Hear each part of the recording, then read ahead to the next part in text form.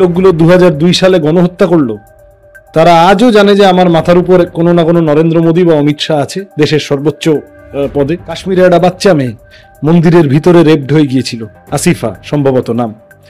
ধর্ষকদের সমর্থনে জাতীয় পতাকা নিয়ে মিছিল করেছিল ওখানে আরএসএস, বিজেপির বজরং দল, এইসব। তাহলে মানুষ যাতে প্রতিবাদ না করে সেই জন্য এইসব জেসিবি ধরনের, সে তৃণমূলের জেসিবি হোক বা বিজেপির জেসিবি হোক, এই জেসিবি পে লোডারদের বাজারে ছেড়ে রাখতে হয়। বিজেপির হয়ে এই যে যারা করছে, তো তৃণমূল তুমি চোখের সামনে রাজ্যে দেখতে পাচ্ছ, গোটা দেশ জুড়ে বিজেপির লোকেরা যা করেছে।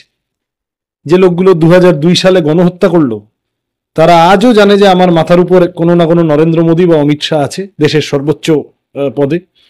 যে কারণে বিলকিস বানোর ধর্ষকরা যখন বেরোয়, সাহস হয় কারুর কারুর তাকে মালা পরানো এবং মালা পরিয়ে করে।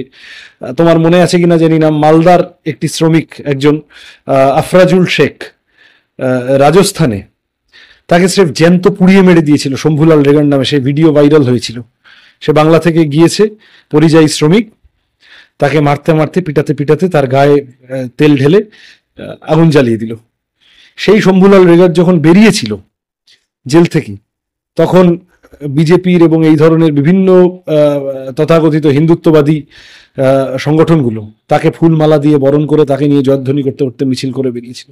কাশ্মীরে একটা বাচ্চা মেয়ে মন্দিরের ভিতরে রেপড হয়ে গিয়েছিল, আসিফা সম্ভবত নাম। ধর্ষকদের সমর্থনে জাতীয় পতাকা নিয়ে মিছিল করেছিল ওখানে আরএসএস, বিজেপির বজরং দল, এইসব লোকেরা। তো তৃণমূল গুন্ডাদের ছেড়ে দিয়েছে, আর বিজেপি জাতীয় পতাকা হাতে ধরিয়ে গুন্ডাদের ছেড়ে দিয়েছে, যাতে করে বেশ একটা দেশাত্মবোধক ভাব থাকে।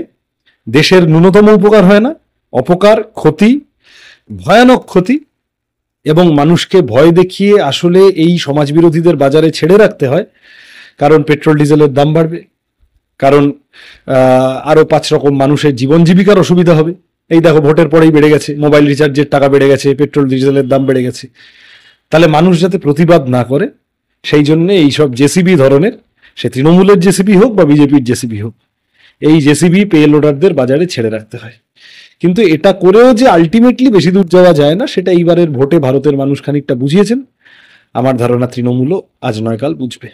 এই যে আপনি ভোটের যে মূল্য বৃদ্ধির কথা বললেন, সেক্ষেত্রে তো কিছু ব্যতিক্রমী কারণ ছাড়া দল বদলের জন্য আবারও উপনির্বাচনের সাক্ষী থাকছে বাংলা। সেই খাতেও তো টাকা তো আবার সাধারণ মানুষের থেকেই তোলা হবে। হ্যাঁ, হবে তো। রায়গঞ্জে ভোটটা হওয়ার কোনো দরকার ছিল? এবারে আরো যারা যে যে জায়গাগুলোতে ভোট হচ্ছে, এই ননসেন্সের কোনো মানে আছে? 2 দিন আগে 21 সালে ওই লোকটা, আমি রায়গঞ্জে গিয়েছিলাম প্রচারে, দেখলাম এখনো পদ্মফুলের পাশে ওর নাম কোথাও কোথাও আছে। ও বিজেপির হয়ে জিতলো, তারপরে তৃণমূলে ঢুকে এখন তৃণমূলের হয়ে দাঁড়িয়েছে। লোকসভায় ফেল করলো, বিধানসভায় এখন টেনে টুনে পাশ করার জন্য গুতগুতি করছে।